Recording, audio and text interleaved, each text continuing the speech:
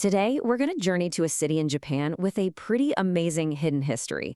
It's a place that once held this immense power, but, it often gets overlooked for its more famous cousins. We are talking about Dazaifu. When you think about Japan's ancient capitals, your mind probably jumps straight to places like Kyoto or Nara, right? But what if I told you that for a huge chunk of time, Japan had another grand, bustling capital out in the west, a meticulously planned city that was literally its gateway to the entire world? Well, that city is Dazaifu, and while it might look like a modern city from above, nestled within its streets are the ghosts of an ancient metropolis.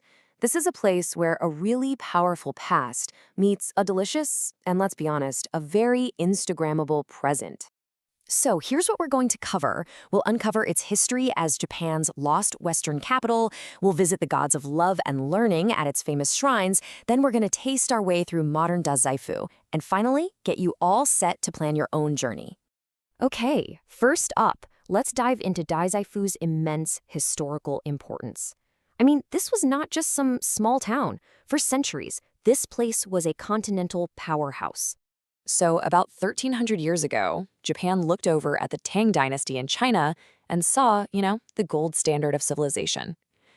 Dazaifu was actually built as a miniature version of its capital, Chang'an. It was Japan's frontier, a super carefully planned city grid that acted as the main center for diplomacy with Asia, a critical defense outpost, and a really vibrant cultural hub.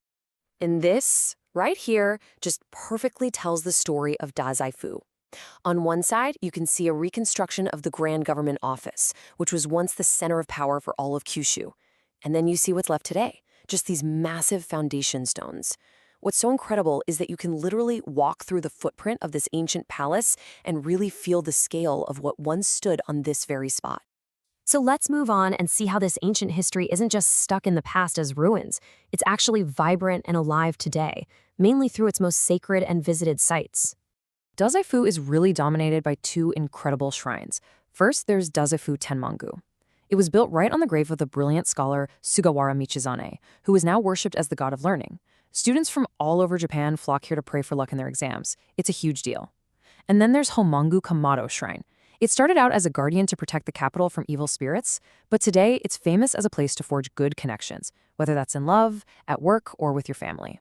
And just take a look at the amulet shop at Kamado Shrine. It's this stunning, modern, glass-walled space designed by a really famous interior designer. This building is the perfect symbol of how Dazaifu blends ancient tradition with contemporary cool. It feels both sacred and, honestly, just incredibly stylish. So visitors who are hoping for a good connection come to this gorgeous shop for the Musubi no Ito charm. It has this iconic red thread and a little reunion fruit charm, and it's right here that they make a prayer for good relationships. It's a really personal and beautiful ritual. All right, let's pivot from the ancient to the absolutely delicious, because surrounding all these historic sites is a vibrant modern food culture that is just begging to be explored. Seriously. Right outside the main station, you'll find treats like this Amau strawberry dango from a shop called Tenzan. It's got these huge, sweet Amau strawberries on a stick of chewy homemade dango. It's the perfect snack for walking around, and you know you're going to want a picture of this. Or how about this? Fresh pudding ice cream, served in a cafe that's inside a renovated 100-year-old house. They say it starts with this crunchy texture that then just melts into a rich, soft pudding. It's a totally unique dessert experience you're not going to find just anywhere. And for all the cheesecake lovers out there, there's a place called the Cheesecake Laboratory. This is their black cheesecake.